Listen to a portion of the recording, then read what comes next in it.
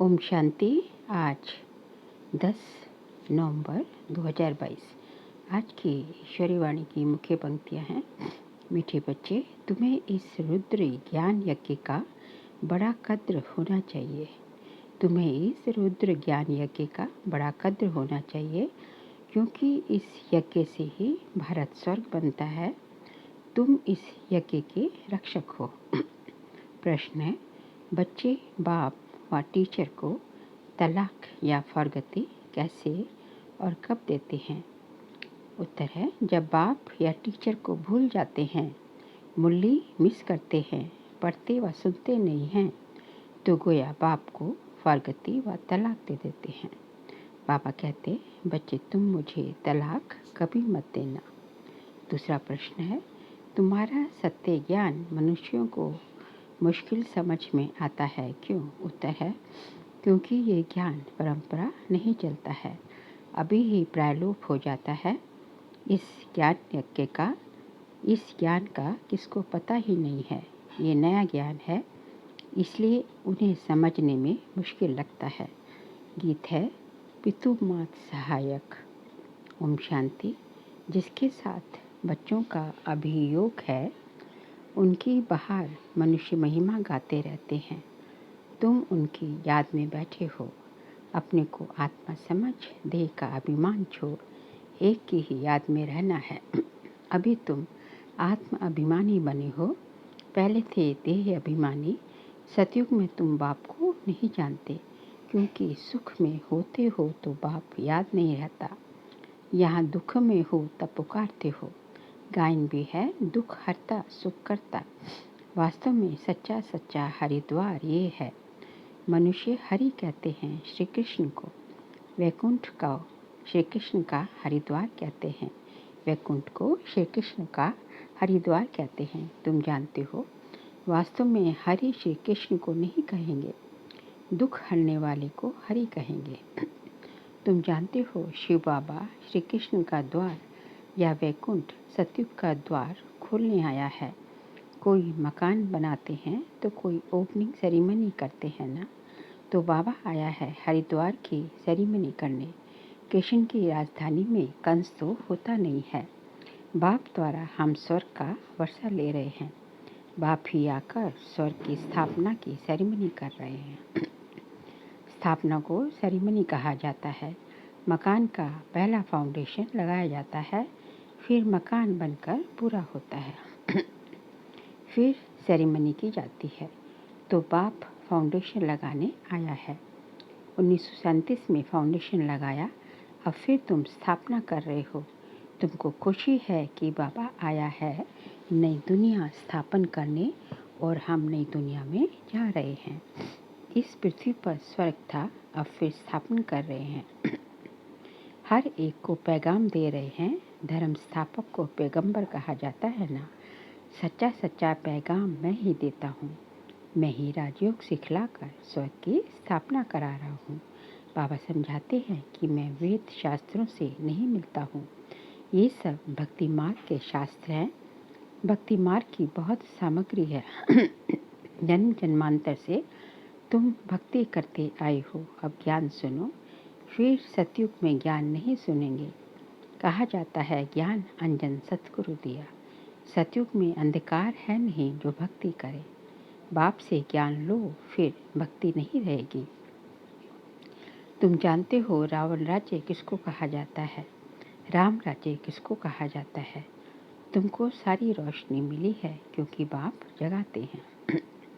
अब देखो, दीपावली मनाते हैं, उसमें दीपक कोई छोटे कोई बड़े बनाते हैं। अब ये छोटे बड़े दीपक जग रहे हैं ना। ज्ञान का घृत मिल रहा है। मनुष्य मरते हैं तो दीपक में घृत डालते रहते हैं कि प्राणी अंधियारे में ठोकरे ना खाए। वह है हद की बातें, तुम्हारी है बेहद की बातें। जब रावण राज्य शुरू होता है तो ठोकरे खाने शुरू होती हैं। अब ये दिन प्रतिदिन अधिक ही ठोकरे खाते रहते हैं। पहले एक की भक्ति करते, अब तो मनुष्यों की टिवाटे की भक्ति करते हैं। भक्ति की बहुत सामग्री है। जितनी वृक्ष की सामग्री है, बीज से कितना बड़ा वृक्ष निकलता है, भक्ति भी इतनी है। ज्ञान है बीज, ये सृष्टि तो अनादि अविनाशी है, इसका कभी विनाश नहीं होता।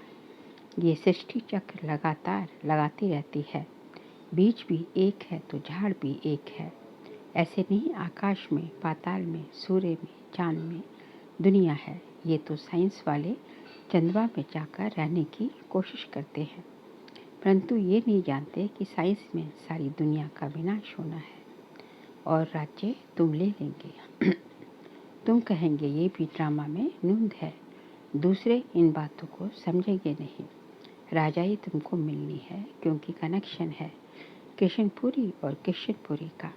इन्होंने भारतवासियों को आपस में लड़ाकर किशनपुरी को कृष्णपुरी बनाया। अब बाप कहते हैं हिसाब लेना है। इनको आपस में लड़ाकर माखन तुमको देते हैं या तुमको विश्व का मालिक बनाते हैं। ये आपस में लड़ेंगे जरूर।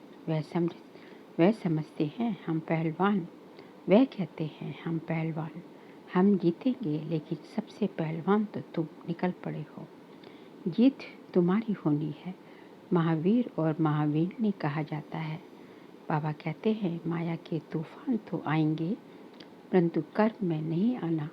योग बल से स्थापना हो रही है और बाहुबल से विनाश हो रहा है। उठते बैठते चलते फिरते बाप को याद करना है। इसको कहा जाता है योग बल। फिर योग ज्ञान बल कहा जाता है। ज्ञान बल क्यों कहा जाता है? क्योंकि शास्त्रों में बल नहीं है, उनसे कोई को मुक्ति जीवन मुक्ति नहीं मिल सकती, इसलिए उनको ज्ञान नहीं कहा जाता। भक्ति के शास्त्र कहेंगे, ज्ञान का कोई शास्त्र होता नहीं। अब जो राम के पुस्तक बने हैं वह जो भी शास्त्र आदि हैं सब लड़ाई में खत्म हो जाएंगे। झूठी गीता सच्ची गीता सब खत्म हो जाएगी, क्योंकि सदगति मिल जाती है। सब कामनाएं पूरी हो जाती हैं, कोई कामना रहेगी नहीं। अब तुम 84 के चक्र को जानते हैं। तुम अभी बेअंत नहीं कहेंगे। बेअंत कहते हैं नास्तिक, कहते हैं गॉडफादर, परंतु नाम रूप देश काल कर्तव्य को नहीं जानते। तुम उनके नए दुनिया की स्थापना पतितों को पावन करने के कर्तव्य को जान गए हो। मनुष्य तो रावण को जलाते हैं, तुमको तो अब हंसी आती है। जन्म जन्मांतर तुम भी रावण को जलाते थे। अभी तो रावण राज्य का विनाश होता है, फिर आती है दीपावली। वहाँ घोर सोजरा है, उसको राम राज्य कहते हैं। कहते तो सब है कि राम राज्य चाहिए, परंतु राम राज्य को जानते नहीं। अभी तुमको ज्ञान मिल रहा है और रावण राज्य ट्रांसफ़र होना है राम राज्य में। उसमें उससे पहले तुम जाएंगे रुद्रमाला में। और ये जो इस्लामी बौद्धियों की आत्माएं हैं वह आधा कल्प मुक्ति में रहेंगे। जब हमारी सतयुग की प्रारब्ध पूरी होगी तब भक्ति शुरू होगी। फिर द्वापर को रावण राज्य कहा जाता है, क्योंकि अपने देवता धर्म को भूल गए हैं। ये होना है जरूर। मिसाल बड़ के झाड़ को देते हैं। बच्चे जानते हैं कि आदि सनातन देवी देवता धर्म का फाउंडेशन प्रायलोप हो चुका है। सब धर्म भ्रष्ट कर्म भ्रष्ट हो गए हैं। जब देवी देवता धर्म स्थापन हो तब ये सब धर्म विनाश हो जाए। कहते भी हैं अनेक अधर्म विनाश, एक सत्धर्म की स्थापना हो। यहाँ वर्षा पानी का तुम पुरुषार्थ कर रहे हो। जो धारणा करेंगे कराएंगे वह ऊंच पद पाएंगे। बाबा कहते हैं मुख्य बात जरूर धारण करो कि हमको निराकार बाप पढ़ाते हैं, श्री कृष्ण नहीं पढ़ाते हैं। चित्र भी बनाया है, एक तरफ श्री कृष्ण का चित्र, दूसरी तरफ शिव का। पूछना है अब बताओ गीता का भगवान कौन? जज करो, तुमको समझाने में बहुत सहज होगा कि गीता का भगवान श्री कृष्ण नहीं शिव है। तुमको मालूम है गीता का ज्ञान फिर से बाप दे रहे हैं। गीत में भी है गीता का ज्ञान फिर से सुनाना पड़े। गीत तो तुमने नहीं बनाए हैं, बनाने वाले तो मनुष्य ही हैं, परंतु अर्थ को नहीं जानते। कहते हैं गीता के भगवान ने ज्ञान घोड़े गाड़ी में बैठ कर दिया। श्री कृष्ण के लिए कोई घोड़े गाड़ी थोड़ी ही आएगी। अगर श्री कृष्ण होता तो उनके लिए अच्छे से अच्छी गाड़ी ले आए। बड़े बड़े धनवान आ जाएं, यहाँ तो देखो अपनी मोटर भी नहीं है। आता ही हूँ पतित शरीर में, तो गुप्त है ना श्री कृष्ण की तो बात नहीं। फिर तुम भक्ति मार्ग में मेरा कितना मान रखते हो। सोमनाथ का मंदिर बनाते हो, कोई एक मंदिर थोड़े ही होगा, अनेक होंगे, फिर उन्हें लूटा भी होगा। तो सारी बेहद की हिस्ट्री ज्योग्राफी को तुम जान गए हो। बाप को कहते हैं नॉलेजफुल, तो यहाँ ज्ञान भी दिया है, पढ़ाई भी पढ़ाई जाती है। ज्ञान है मन मना भव, इसमें सदगति होती है। फिर मत्याजी भव की पढ़ाई पढ़ाते हैं। टीचर और गुरु का पाठ इकट्ठा चलता है। सारे वर्ल्ड की हिस्ट्री ज्योग्राफी तुमको पढ़ाते हैं। सच्ची सच्ची नंस तुम हो, क्योंकि तुम एक को याद करते हो। नंस को गले में क्रॉस पड़ा रहता है, क्राइस्ट को याद करती हैं, समझती हैं क्राइस्ट गॉड का बच्चा था। तुम जानते हो कि क्राइस्ट कोई गॉड का बच्चा नहीं था, क्राइस्ट की आत्मा गॉड का बच्चा थी। ऐसे तो हम सभी हैं। बाप आकर 3 धर्म स्थापन करते हैं। तुम ऊंचे ते ऊंची चोटी ब्राह्मण हो, क्योंकि तुम ऊंच ते ऊंच विश्व की सेवा करते हो। मनुष्य को आत्मा का ज्ञान देते हो। तुम आत्मा को बाप से वर्षा मिलता है। बरोबर बाप कल्प कल्प के संगम युगे वर्षा देते आते हैं। शास्त्रों में तो युगे युगे लिख दिया है। कल्प अक्षर बीच से निकाल दिया है, उसका नाम ही है पतित पावन। तो युगे युगे आकर क्या करेंगे। कल्प में एक बार आकर पावन बनाकर चले आते हैं। तो बाप कहते हैं मुझे तलाक मत देना। आजकल स्त्रियां पति को तलाक दे देती हैं, वैसे हिंदू नारी पति को कभी तलाक नहीं देती थी। तुमको मुरली सुननी है जरूर, मुरली नहीं सुनते हो तो गया बाप टीचर को भूल जाते हो। ये भी जैसे तलाक हो गया। तुमको भी कितना अटेंशन देना है। अब नापास होंगे तो कल कल्पांतर नापास होंगे। अंत में सबको मालूम पड़ जाएगा कि किस किस ने कितनी पढ़ाई पढ़ी थी। सब कहते हैं कि शांति चाहिए, गोया मुक्ति चाहते हैं। कहते हैं कि दुख में सिमरन सब करे, सुख में करे ना कोई। तो आधा कल्प सुख और आधा कल्प दुख है मोहित। सुख दुख का खेल भारत पर ही है। तुम तो कहेंगे हमें देवता, हमें क्षत्रिय, हमें वैश्य, हमें शुद्ध थे। तो हम सुख का अर्थ भी तो कोई नहीं जानते हैं। तो बाप कहते हैं मन मना भव मध्याजी भव, खुद धारण कर औरों को धारण कराओ। तो अहो सौभाग्य याद से ही विकर्म विनाश होंगे।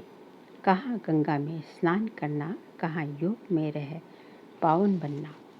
बच्चों को यज्ञ के पैसे की बहुत कद्र होनी चाहिए, क्योंकि इससे भारत स्वर्ग बनता है। बाप है गरीब निवाज, गरीबों की पाई पाई पड़ेगी, तब वह साहूकार बनेंगे। स्वर्ग में हेल्थ वेल्थ हैप्पीनेस है। अगर हेल्थ वेल्थ है तो हैप्पीनेस भी है। अगर हेल्थ हो वेल्थ ना हो तो हैप्पीनेस हो नहीं सकती। सतयुग में हेल्थ वेल्थ है तो सदैव हैप्पी रहते हैं, वहाँ कभी रोते नहीं हैं। तो तुमको भी यहाँ रोना नहीं है, परंतु माया के तूफान मुरझा देते हैं। हेल्थ मिलती है हॉस्पिटल से और वेल्थ मिलती है पढ़ाई से।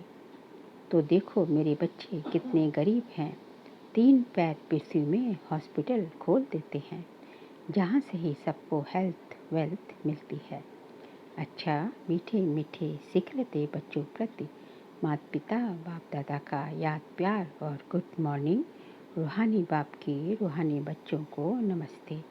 हम रूहानी बच्चों की रूहानी बाप दादा को नमस्ते नमस्ते नमस्ते। सार के लिए पॉइंट्स हैं।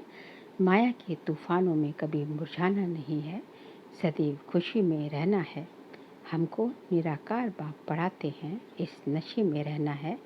इस झूठी दुनिया में कोई भी कामना नहीं रखनी है।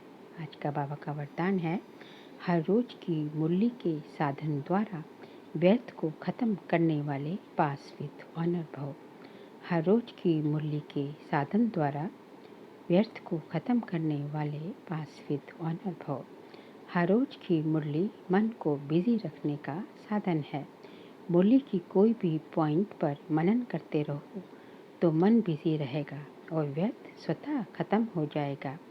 मन को मनसा वाचा और कर्मणा सेवा में इतना बिजी कर दो जो व्यर्थ संकल्प आए ही नहीं, तभी फाइनल पेपर में पास विद ऑनर हो सकेंगे।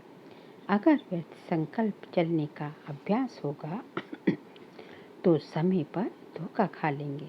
स्लोगन है, प्लान्स को प्रैक्टिकल में लाने के लिए बालक और मालिकपन का बैलेंस रखो। प्लान्स को प्रैक्टिकल में लाने के लिए बालक और मालिकपन का बैलेंस रखो। बाबा कहते हैं कि आपने जो प्लान्स हैं, आपने जो सेवा के प्लान्स बनाए हैं, उसको जो है प्रैक्टिकल में लाने के लिए जो है आप जो है बालक बनकर जो है मालिक बनकर सबको राय दो और बालक बनकर जो है जो जैसे हो उसको स्वीकार करो। मालिक बनकर राय दो अपना और बालक बनकर जो है जो जैसा बोलता है, जो जिसकी एडवाइस है उसको स्वीकार करो।